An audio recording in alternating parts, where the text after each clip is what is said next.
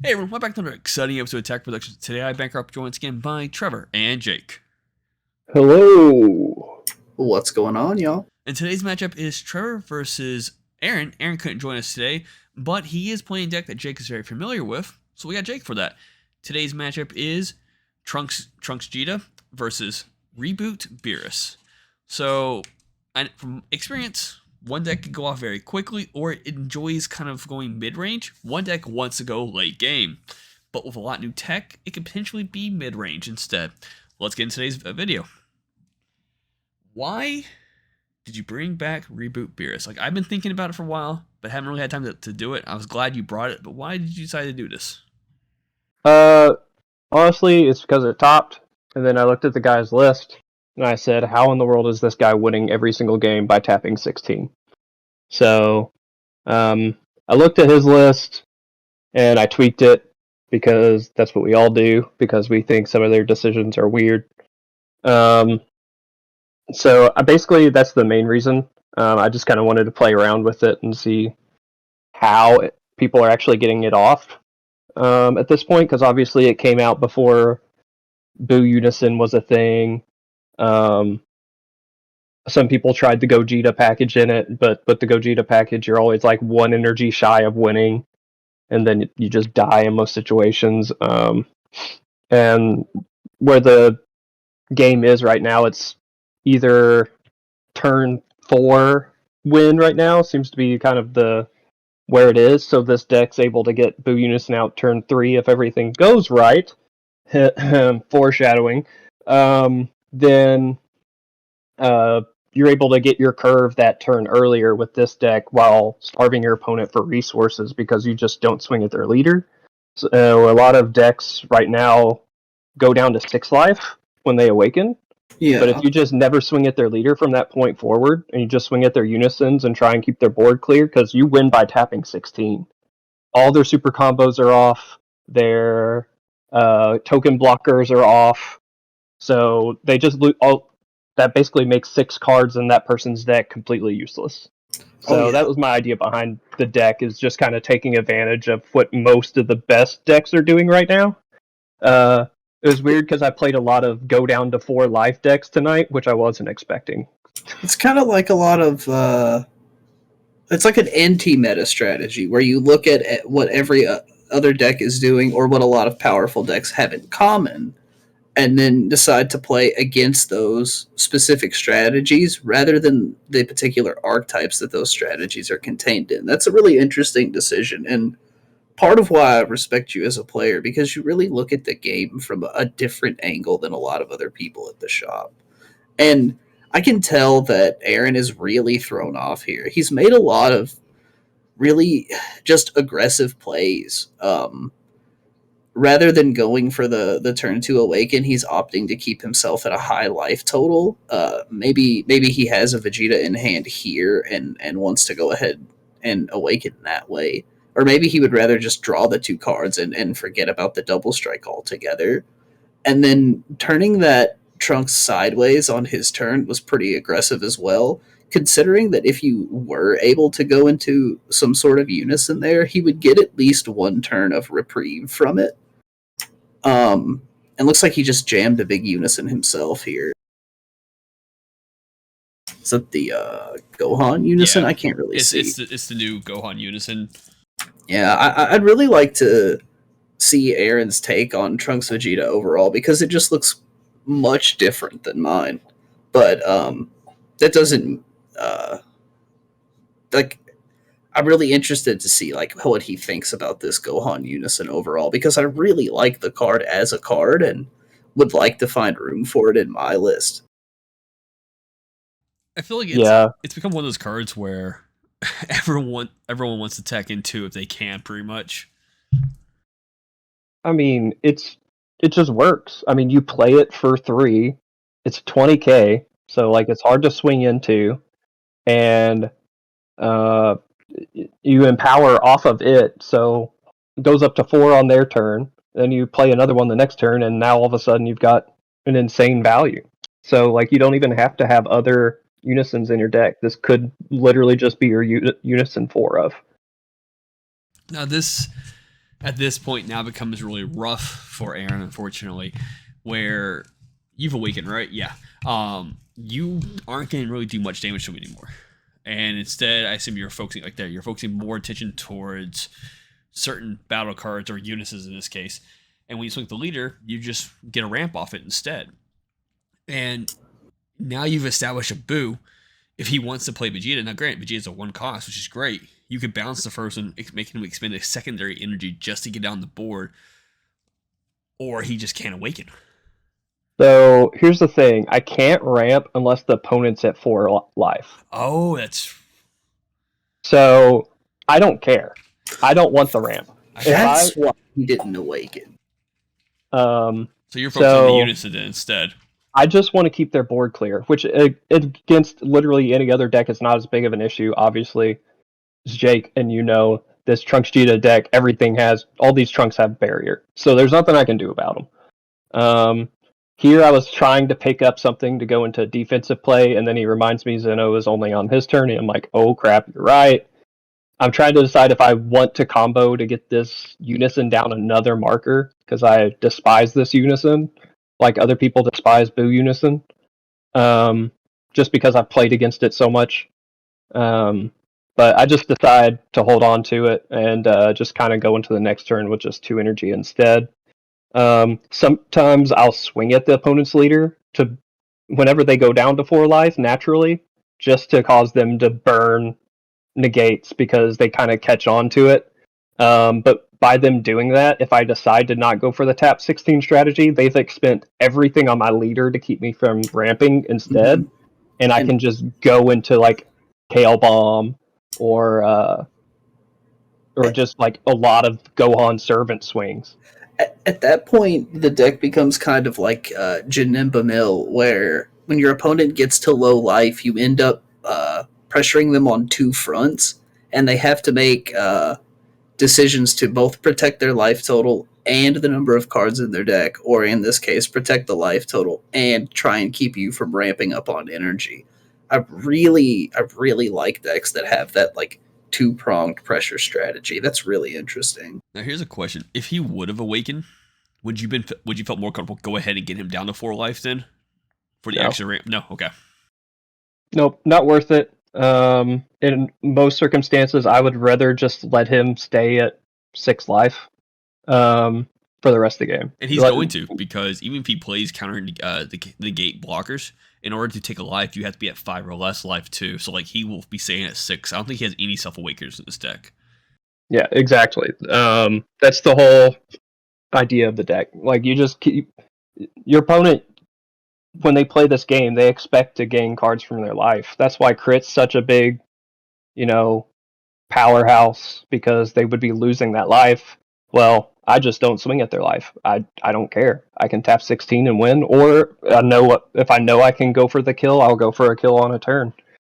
The idea is you either get to 7 and if they're taking themselves down, you go into turning the tide plus whatever else you have on board and kill them then, or you go up to 9 and you play Tragedy Overground, and then they can't play anything unless they're a low to the ground deck. And honestly, if they're a low to the ground deck, chances are you're probably losing from the aggression with this deck, because it loses really hard to decks that can win, say, on like turn 3. Red's a really hard matchup for the deck, especially with Vegeta Resolve Renewed. You can't play Gohan's baby minion. So you can only play Vegeta Ready to Rumble in that matchup. Maybe board those out for additional Ready to Rumbles if you're not already at 4. Oh, we're at 4, baby. Honestly, I would probably take them out for more of the Beerus tap ones, just on the defense. To get Beerus up over. Destroys. Yeah, Beerus Destroys, to get up over their swings on my leader, and get a draw off of it. So that's probably what I would side in against Red in most situations. So this game has been at a relatively interesting stalemate for a while. It looks like you're at 10 energy. Yes. But- I'm at 10. Yep. But even though he's unawakened and his unison's being pretty thoroughly pressured here, your life total has been dwindling. And I can't really see what your hand size is like, but without putting any of those cards from the top of your deck into your hand from Vegeta, I can't imagine it's huge right now. So, even though it looks like the Trunks player is at an extreme disadvantage, at any moment he could rip a 1-drop into an 8-drop and be pressuring you with some triple crit. Here he goes to find the 1. So I want to backtrack just real quick. And I think this can come up later in the match as well. I don't know what Aaron's experiences with this deck entirely is. You actually shouldn't have gotten to swing with that Vegeta. Trunks should have been able to tap it. And I think he did. No, he had a combo up to get out of the attack that you were swinging towards his Trunks, if I recall, because your Beerus was already. He swung with Boo at the unison. I did it like it was tapped. Okay. And then Beerus at the lead, and he comboed out of the lead swing to prevent the ramp. That's what I was saying. Maybe, I don't know. I didn't see him combo. That's what threw me off. Okay. Yeah, he comboed a.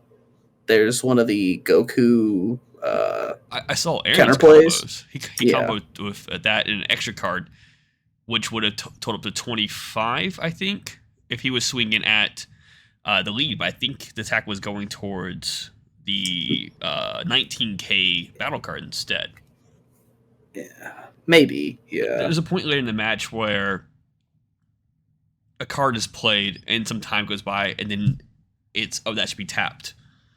So I wasn't sure if Aaron was forgetting that sometimes by accident. Well, the thing is, like when I played Vegeta Ready to Rumble, I was in this turn, for example. He was deciding whether or not he wanted to counterplay it, and that's why we took so long for me to tap him. So I feel like we would have tapped it last turn, but we might not have. It might have been one of those situations where I was deciding so long what I wanted to put my energy versus maybe add to my hand. Because all night long, every time I played the 6-drop Vegeta, I hit heat on every single one of them. I was like, I don't want to charge any of those, but I need 16 energy. I saw that hesitation with you, kind of like especially paused. with the super combo. Yeah, but you can always repick that up with the Senna if you wanted to. Exactly. Also, real quick before people annihilate us in the comments, I think Aaron might have restood an energy on Awaken, and I don't think Trunks Vegeta does not do that with the Awaken. I don't remember if he did or not, but I thought he did. He paid one for the. He paid 2 for Bergamo. Paid 2. Yeah, he might have. Yep. Yeah. So I'll get with him and make sure. Because he paid 1 for the 1-drop, he paid 1 for the Evolved, and paid 2 for Bergamo. Yeah. Mm-hmm. Yeah. So to be truthful, if I remember right, I don't think it's going to matter because I think he burns an energy here, and then he just passes turn after that. He decides to. I think he ends up not actually attacking in the end. Yeah. So ultimately, I don't think it really changed anything involving this turn because he didn't want to lose the energy. And this goes back to another situation that Jake had mentioned. It's now like kind of in that weird stalemate. Like he has a couple of blockers protecting him. You got a couple blockers protecting you, and it's just who can get a hit in and where's those hits going. Because obviously you're just kind of applying pressure to the unison just to kind of have something to swing at. And he's trying to hit your leader, but you're super protected right now. And if you have more Ready to Rumbles in your hand, it just slows him down even more. Yeah, the more blockers I get to establish that he doesn't remove, the stronger I get at this point. I'm kind of reaching that critical mass where I'm going to have a ton of energy to work with. Yeah, and Yell doesn't have a lot, unfortunately, when it comes to removing cards. It's primarily just kind of like just tap those cards. Now he could tech in, and this would have been kind of like knowing ahead of time if he thought about it, like, oh, Beerus, okay, he's gonna ramp. Vegeta's a card, okay, cool. he could have potentially played cards to tap your cards and then immediately played the Turtles to KO them afterwards because they don't have barrier. Mm-hmm. Or you could make aggressive plays with your Black Power Kamehamehas, or even just establishing a couple 3-drop Vegetas would have helped a lot in this situation. Yeah, the one he did try to play immediately got bounced though. Mm-hmm. Yeah. The problem with the Vegetas, just real quick, is that if Trevor has nothing tapped currently, you have to bait a block first. And that fortunately opens up Trevor to negate with a better, like, ready to rumble. And that's like, okay, cool. If you want to swing that Vegeta now, you have to get rid of the energy. I feel like with the attached material still on the lead, the big Unison and Bergamo, he could have baited a block. Even with 10 energy or whatever it is on his opponent's side. Now let's see if this energy matters. Yep. He kind of does. Well, he would have done that first, and then Final Flash after. Yeah. Is he trying to kill the blocker with an attack? Or? No. He blanked the SS4 that was played, so that way it won't restand at the end of the turn. Okay. Because I think the auto is at the end of turn restand. Yeah, I'm not exactly sure when that auto goes into effect, but yeah. So the restand energy, if that was the case, didn't seem to matter as much. Now I am officially at 16 energy here. Yeah, this is the turn. Like, he has to do something here, or that's game, and he has potentially the power. If he could bomb deck another Unison underneath his Gohan, he'll get 4 markers, and he can do the minus. It's -3, right? Or is it -4? I can't remember on top of my head. It's -3. -3. That would also boost his leader's power and make the detached material more threatening. He also has cell material on the board right now. Yeah. And if he could get through the blockers and play a cell, I'm not sure what is in Trevor's hand at this point, but barring a Dirty Burst or something, that could be the game. Divine Transformation is also a decent play. Yeah. Would have been nice for him a little bit earlier when all of those those counterattacks came down, but still an overall solid card against blue. So Divine Transformation comes in actually clutch on this turn because he could target 2 of his energies. He can. And then if Trevor were using negate, he can't actually win the next turn. Unless, Sensu Being or something like that by, charging card, then play a Whis, use a Whis effect, then Sensu Being to resand stuff. But Hatch is really big, and at this point, Aaron's like, that's it, I can't win now.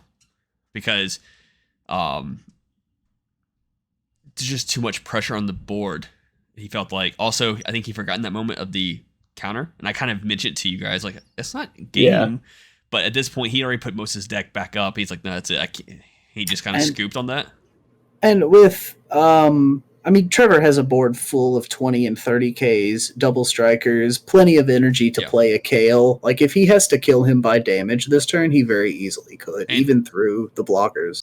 To answer your question, he did play Celzino, and he was like, it didn't matter what I did, he would -1 on the Majin Buu, and kind of to counter that a little bit, target all the swings. Okay, he played negate. Unfortunately, that's it. Past turn, all your cards are in active mode. Unless you had some cheeky way like Tooth and Beans, you could not be able to win that turn.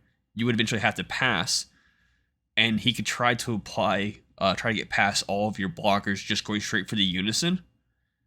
And if you didn't have another good way of just shutting him down, he could have possibly established Cell and gone for a game. But it's kind of hard to tell at this point now. Yeah. Yeah, it's really hard to tell. I had a handful of absurdity too, though. I kind of showed it all on camera there at the end. It was even I would have had to had 3 Sensu Beans plus a Whis to pull off what you're talking about, because I can't restand those energy with Sensu Bean. Correct. Yeah. So it would have, and I'm pretty sure did not have a Whis at that point. I was holding on to all of my baby apes and other various floodgates at that point. Yeah. The best play he could have possibly done. I think you had a Rated Rumble. He swung you Rated Rumble. If he had a cooler, he could have pinched a cooler, but then you would have followed up with a baby ape. Yeah, just the energy disparity at that point made it really difficult to have a clear line of play that was going to be successful. Yeah. So with that being said, thank you for tuning in. Keep mind just buttons down below and please put comments. Let us know how you're doing today. Jake, would you? Oh my goodness, lead us out. Really excited to see what this Beerus deck does in the future. It just kind of seems like SS4 with more consistent inevitability. Really interested to see how it moves forward into Zenkai format. Remember to read your cards, know your plays, let us make the mistakes so that you don't have to, and fluff out.